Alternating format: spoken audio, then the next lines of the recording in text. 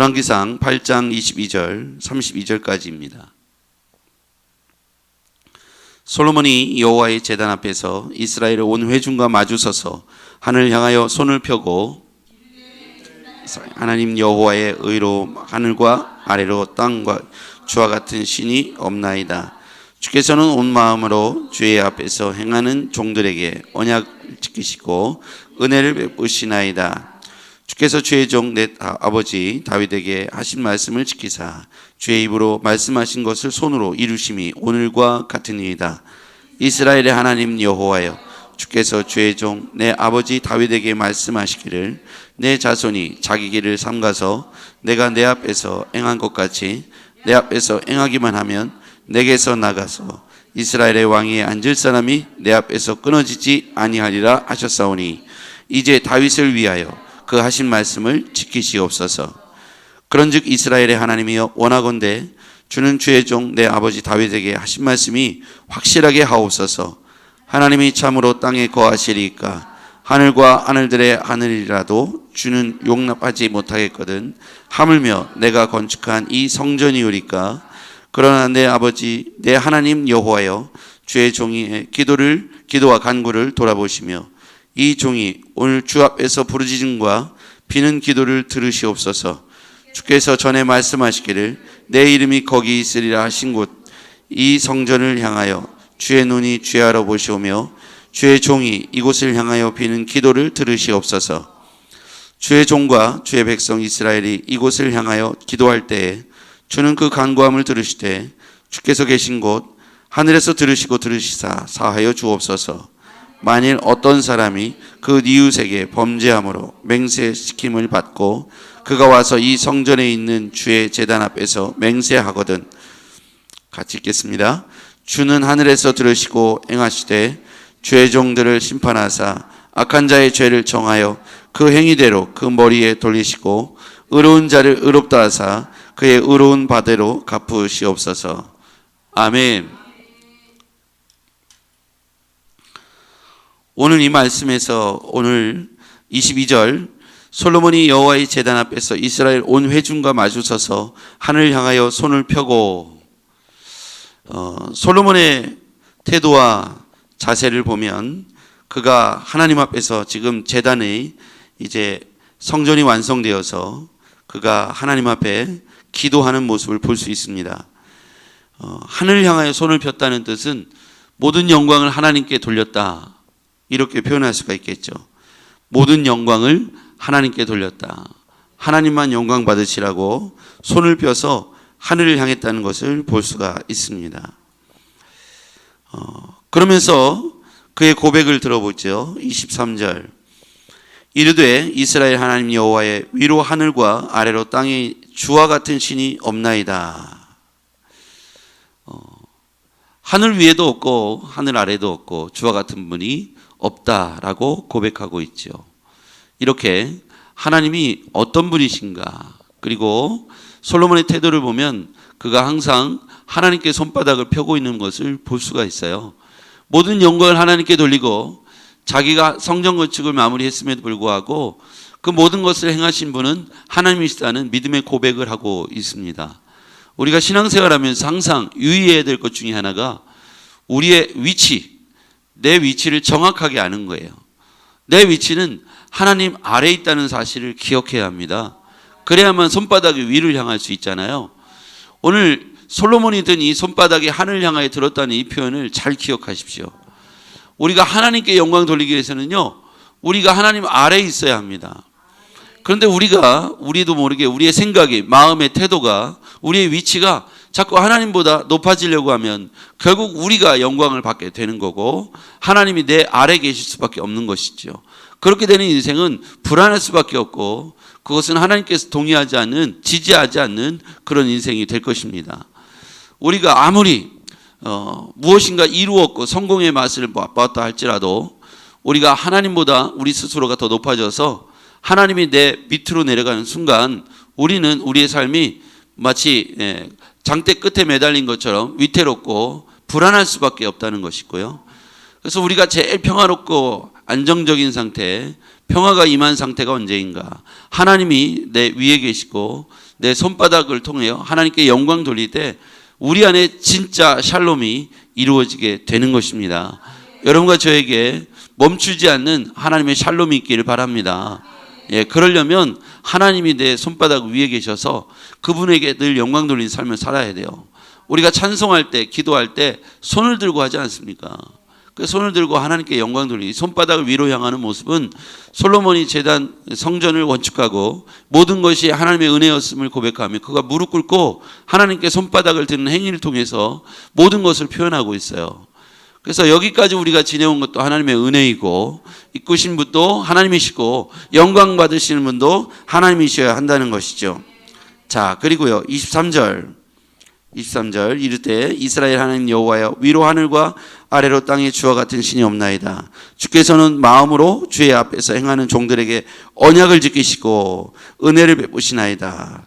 하나님은 어떤 분이시냐면 언약을 지키시고 은혜를 베푸시는 분이시다. 24절 시작. 주께서 주의 종 내 아버지 다윗에게 하신 말씀을 지키사 주의 입으로 말씀하신 것을 손으로 이루심이 오늘과 같으니이다. 아멘. 열왕기상 8장 24절에 이와 같이 기록되어 있어요. 주께서 주의 종 내 아버지 다윗에게 하신 말씀을 지키사. 하나님은 어떤 분이시냐면 말씀한 것을 지키시는 분이시다. 예, 주의 입으로 하신 말씀을 손으로 이루심이 오늘과 같으시다. 이 성전 건축의 결과는 누구의 약속이냐면 하나님께서 하신 약속, 말씀의 결과로 이와 같이 이루어졌다. 그러니까 솔로몬이 내가 한 것이 아니라 하나님께서 하셨습니다. 이렇게 표현하고 있는 내용입니다. 하나님은 어떤 분이시냐면 신실하게 약속하신 바를 이행하시는 분이시다. 그러니까 하나님은 우리가 말씀을 나눌 때 하나님은 말씀하신 바를 이루시는 신실하신 하나님이시다. 말씀하시고 손으로 이루신다. 성경에 솔로몬이 이렇게 표현했어요. 입으로 하신 말씀을 손으로 이루셨다. 그래서 그런 말씀의 결과들을 보면 우리가 우리의 삶의 가장 중심의 핵심은 누가일까? 예, 결국 하나님이 우리에게 말씀하시고 하나님이 우리에게 손으로 역사하시고 도우셔야, 예, 그래야 우리가 우리의 삶에 하나님의 열매가 맺혀지게 될 줄 믿습니다.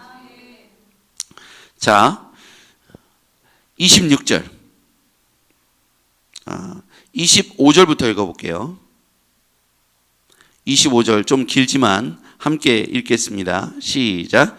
이스라엘의 하나님 여호와여 주께서 주의 종 내 아버지 다윗에게 말씀하시기를 내 자손이 자기 길을 삼가서 내가 내 앞에서 행한 것 같이 내 앞에서 행하기만 하면 내게서 나서 이스라엘의 왕이 앉을 사람이 내 앞에서 끊어지지 아니라 하셨사오니 이제 다윗을 위하여 그 하신 말씀을 지키시옵소서.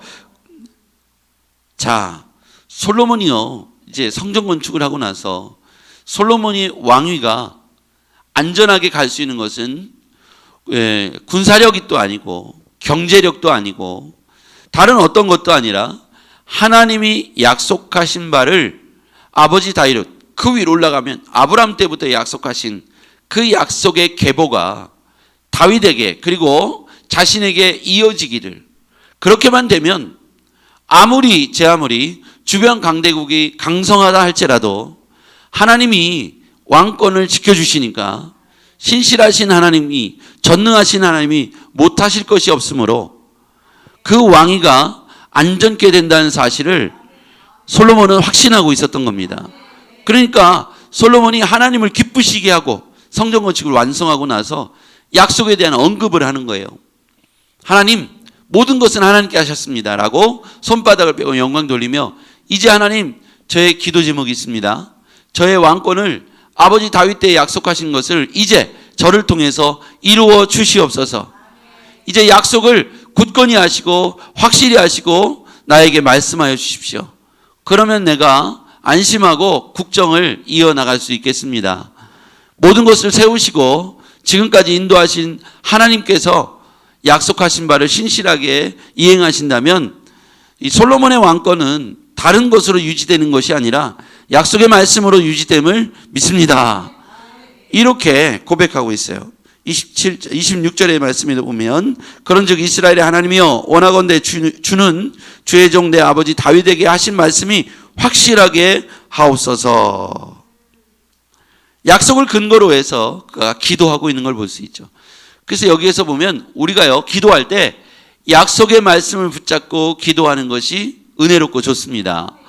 약속의 말씀에 가장 확실한 약속의 말씀은 내가 뭘 영적인 음성을 들어야 되는가? 예, 그것도 중요합니다만 더 확실한 약속의 말씀은 성경입니다. 하나님 말씀을 우리가 왜 암송하냐면 기도할 때 이 암송한 말씀이 튀어나와야 되는 거예요. 주께서 말씀하시기를 이렇게 하셨습니다. 그러므로 하나님 당신의 백성 저에게 이 말씀을 이루어 주시옵소서. 이렇게 암송한 말씀을 가지고 구체적으로 기도할 때 하나님께서 더욱 확실하고 분명하게 내게 말씀하시고 응답해 주실 것입니다. 우리는 항상 주의 말씀과 뜻을 붙잡고 기도하는 습관을 갖는 것이 좋겠습니다. 우리는 하나님이 어떤 분이신지를 잘 알고 있어요. 하나님은 자신을 기쁘시게 하는 자를 지지하신다는 거예요.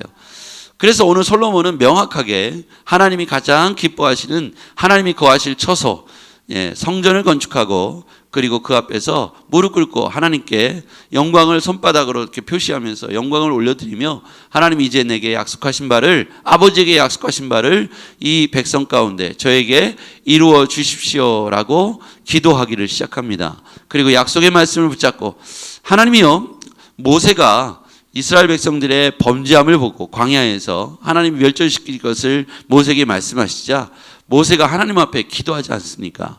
그런데 자신을 살려달라고 기도하는 것이 아니라 이스라엘 백성들을 향하여 하나님께서 긍휼히 또 한 번 여겨달라고 기도할 때 하나님의 입장에서 하나님 만약에 이스라엘 백성들이 광야에 나와서 저 애굽에 잘 살던 이스라엘 백성들이 광야에 나와서 이렇게 멸절되었다 하면 하나님의 영광을 가리는 것 아니겠습니까? 그러니 하나님께서 한 번만 더 기회를 주십시오. 용서해 주십시오라고 모세가 하나님께 기도하죠. 여러분 이러한 광경을 보기도 하고요. 아브라함이 또 소돔과 고모라 성을 위하여 기도할 때도 이 성에 50명의 의인이 있으면 어떻게 하시겠습니까? 라고 하면서 10명의 의인까지 기도하지 않습니까?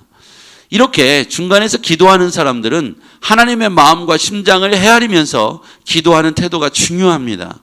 하나님께서 여기서 멸망시키시면 사람들이 하나님을 향하여 오해합니다. 손가락질합니다. 그러니 이 백성들을 한 번만 더 용서해 주십시오. 여러분 우리가 기도하는 방법 중에 하나님 편에 서서 기도하는 것이 좋은 방법 중에 하나입니다. 하나님의 심장 가지고 이 백성을 긍휼히 여겨달라고 불쌍히 여겨달라고 그렇게 하나님의 편에 서서 교회를 위하여 하나님의 편에 서서 한 영혼을 위하여 하나님의 편에 서서 나를 위하여 내 가정을 위하여 기도하시기를 바랍니다. 그럴 때 기도할 때 약속의 말씀 붙잡고 즉 성경을 인용하여 기도할 때 더욱 확실한 비전과 주님 앞에 목적을 가지고 기도할 수가 있겠습니다. 하나님이 또 어떤 분이시냐면 오늘 마지막 절 32절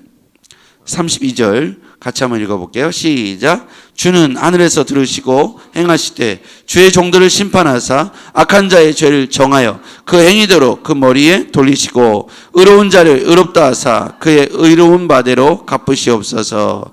아멘.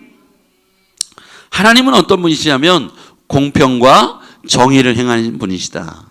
하나님이 사랑으로 많은 끝나는 분이 아니시고 하나님은 그 행위대로 악한 자를 죄를 정하고 그 행위대로 멀리에 돌리시고 의로운 자를 의롭다 하시고 그 의로운 바대로 갚으시는 분이시다. 반대로 의롭지 않은 사람들을 향해서는 정확하고 명확하게 심판하신다. 여러분 우리가 하나님의 속성을 잘 알아야겠죠. 하나님은 사랑의 하나님이기도 하지만 공의와 정의의 하나님이기도 하나 사실을 기억해야 돼요. 우리가 사랑으로 용서받은 존재이고 구원받은 존재입니다. 그런데 반대로 우리가 하나님 앞에서 범죄할 때 하나님은 그 행위대로 갚으신다는 것을 기억해야 합니다. 우리가 늘 하나님 앞에서 삼가 조심해야 될 이유가 바로 이것입니다. 우리가 이제 자녀와 부모의 관계를 생각해 보면 자녀들이 무한히 사랑스럽죠. 그런데 진짜 부모라면 그 아이가 잘못된 길에 서 있거나 잘못된 길로 방향으로 가고 있을 때 부모는 단호하게 그 길을 막아줘야 되는 것이죠. 이와 똑같습니다. 우리가 조금 아프고 마음 아픈 이야기로 들릴지 모르지만 하나님은 우리를 향하여서 사랑의 채찍, 공의와 정의의 잣대를 가지고 사랑의 채찍을 우리에게 드실 때가 있습니다. 그때 우리가 섭섭할지는 모르지만 하나님이 나를 사랑하사 곁길로 잘못된 길로 빠지는 것을 하나님이 그렇게 막으신다는 것을 기억해야 돼요. 그래서 우리가 지금 마음에 여러 가지 곤란과 어려움을 겪고 있다면 하나님이 우리와 멀어지지 않기 위해서 다시 한번 하나님께서 채찍을 드셨고 그것에 순종하면 복이 될 줄 믿습니다. 예, 집을 뛰쳐나가면 안 되는 거죠. 주의 제단 앞에 와서 무릎을 꿇고 주여 제가 이와 같이 범죄했습니다 라고 회개하고 다시 하나님 앞에서 우리의 삶을 단돌이 하고 하나님을 기쁘시게 하는 그 일에 마치 솔로몬이 손바닥을 하늘에 펴고 그가 하나님께 영광을 돌리며 하나님의 지지를 호소하고 있는 것처럼 왕권이 하나님의 지지만 있으면 제가 이렇게 잘 통치할 수 있겠습니다. 여러분의 삶에도 가정에도 사업장에도 하나님의 기뻐하시는 일을 하셔서 하나님이 지지하시는 여러분의 삶이 되기를 주의 이름으로 축복합니다. 기도하겠습니다. 전능하신 아버지 하나님 감사합니다. 하나님의 지지가 필요합니다. 주를 위하여 주를 기쁘시게 할 수 있는 우리가 되게 하여 주시옵소서. 예수님의 이름으로 기도했습니다. 아멘.